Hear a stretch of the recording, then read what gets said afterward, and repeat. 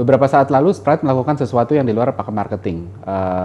Mereka berhenti menggunakan label plastik yang nempel di botolnya, yang warnanya hijau kombinasi dengan hitam. Padahal label itu kan sebenarnya tanda pengenal di mana logo produk tercantum.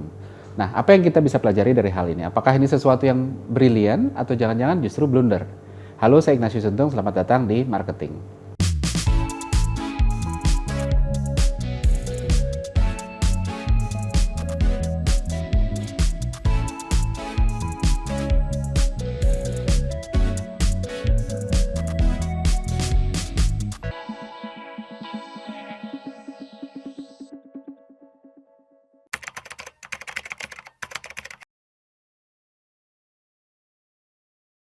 Banyak brand owner selalu punya keinginan untuk logonya terlihat lebih prominent ya. Kalau kita ngobrol sama graphic designer, art director, ngalamin betul gimana mereka gontok-gontokan, ngotot-ngototan sama brand owner atau sama marketing manajemen gitu ya untuk minta ayo dong logonya lebih gede, lebih prominent dan lain sebagainya.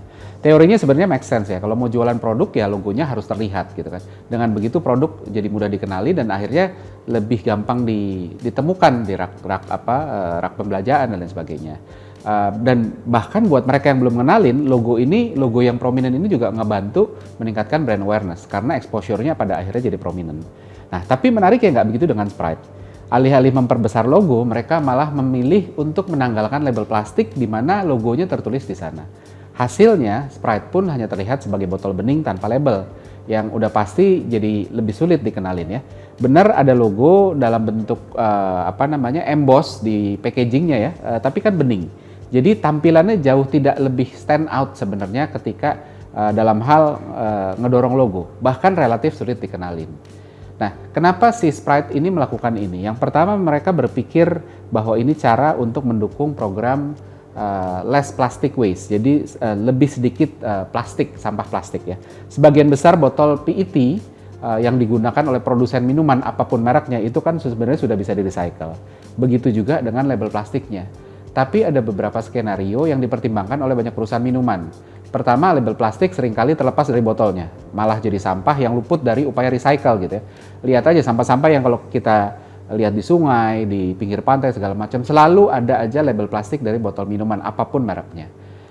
Adanya label plastik ini juga membuat recycle jadi butuh proses karena butuh dipisahin dan lain sebagainya.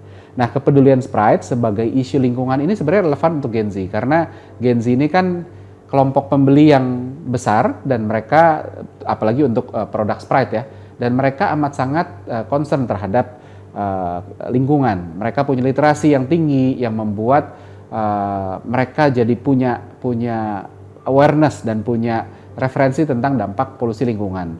Nah, kombinasi antara referensi yang kaya ditambah kepedulian sosial ini akhirnya membuat mereka juga akhirnya lebih tertarik dengan storytelling dari brand-brand yang mengangkat isu-isu lingkungan. Namun walaupun ini tentang isu lingkungan, sebenarnya banyak hal yang akhirnya bisa kita bahas dari gerakan Pepsi untuk menanggalkan labelnya ini.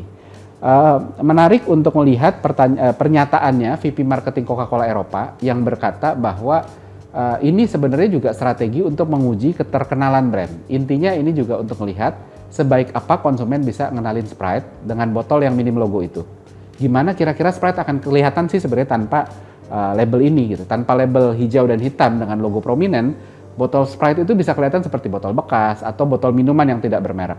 Tapi kalau diletakkan di dalam konteksnya di rak-rak supermarket, tetap bisa stand out karena semua botol minuman pasti pakai label dan dia akhirnya menciptakan kontras yang berbeda sendiri. Ini apa nih kok botol yang berbeda sendiri? Nah, kita juga harus ngerti gimana konsumen memprosesnya. Seperti layaknya produk minuman soft drink lain, Sprite itu kan dijual di rak-rak supermarket, di mana ribuan barang berada. Setiap produk di rak supermarket berusaha mengkomunikasikan sesuatu lewat kemasannya, termasuk labelnya. Ada dua kemungkinan. Pertama adalah konsumen yang memang dalam benaknya udah, saya mau cari Sprite. Mereka akan menggunakan top-down attention. Ini adalah metode berpikir atau metode mencari produk dengan dimana otak sudah tahu apa yang mau dicari, lalu mereka akan berusaha scanning mencari signal-signal yang sesuai dengan gambaran di otaknya. Misalnya kalau Sprite itu adalah botol putih bening, label hitam hijau gitu ya. Maka mereka akan scanning untuk mencari gitu.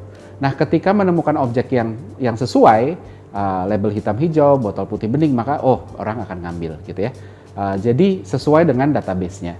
Nah, gimana dengan konsumen yang impulse, konsumen yang tidak punya keinginan spesifik? Ini juga sering disebut sebagai window shoppers ya. Lihat aja kalau ada yang menarik, baru memutuskan.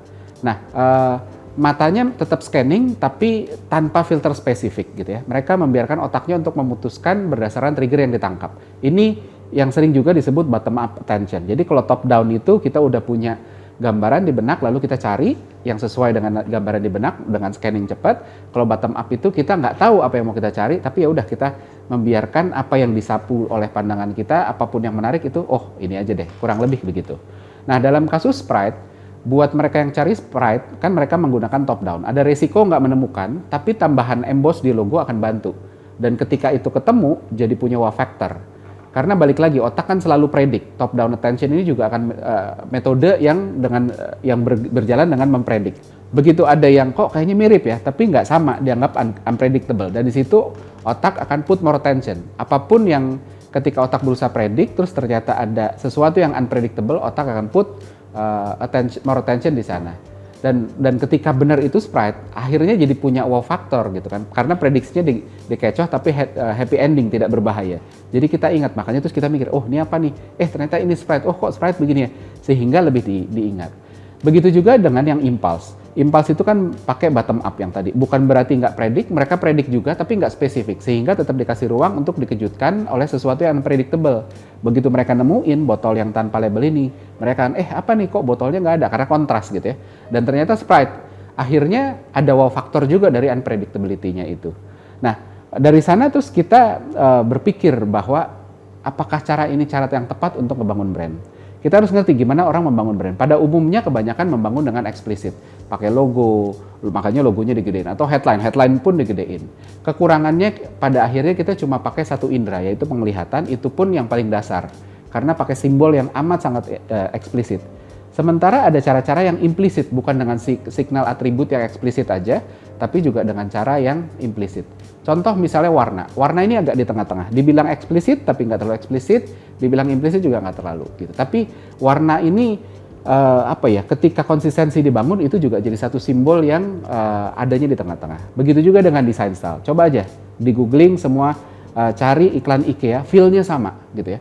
Tanpa kita bisa ngerumusin apa sih sebenarnya iklan IKEA tuh gayanya gimana, tapi kita bisa ngerumusin. Begitu juga dengan Apple. Terus belum lagi fotografi style. Ini juga salah satu cara yang amat sangat implisit yang sering dipakai Coca-Cola. Karena semua foto-foto yang digunakan oleh iklan-iklan Coca-Cola itu selalu bermain dengan ekspresi, positive emotion yang amat sangat konsisten. Nggak ada foto yang murung, semua soal happy celebration and togetherness gitu ya. Selanjutnya lagi ada lagi yang bahkan lebih implisit lagi, yaitu communication style. Contohnya Nike itu selalu pakai message-message yang positif, provokatif, hardworking, determination, atau Dove yang menggunakan pesan-pesan inclusivity gitu ya.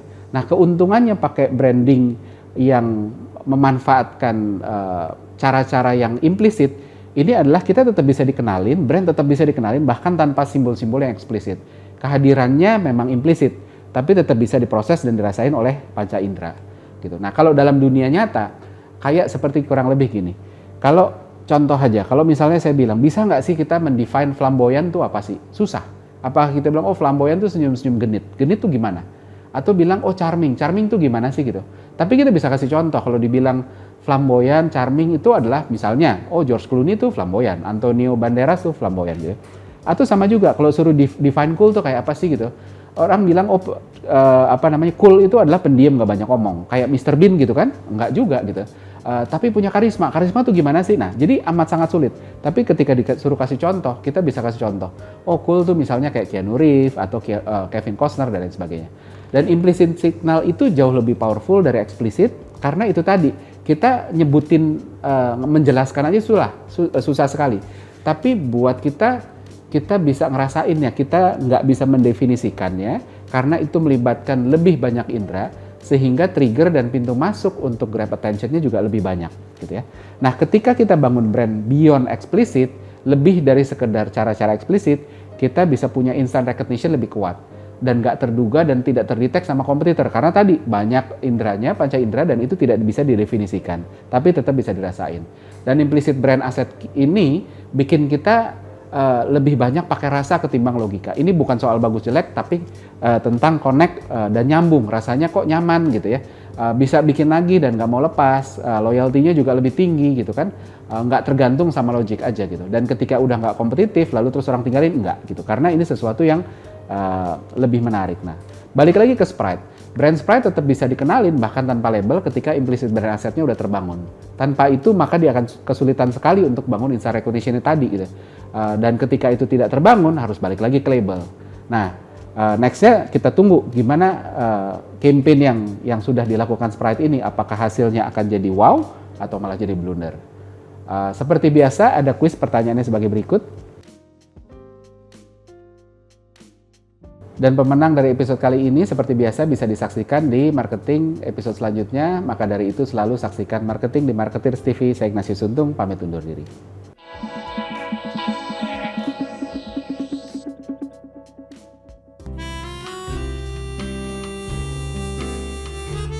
Gimana? Seru-seru kan videonya? Kalau suka, jangan lupa komen dan like ya. Masih banyak juga nih video-video yang keren-keren lainnya, gitu kan? Dan jangan lupa subscribe juga Marketers TV di sini nih.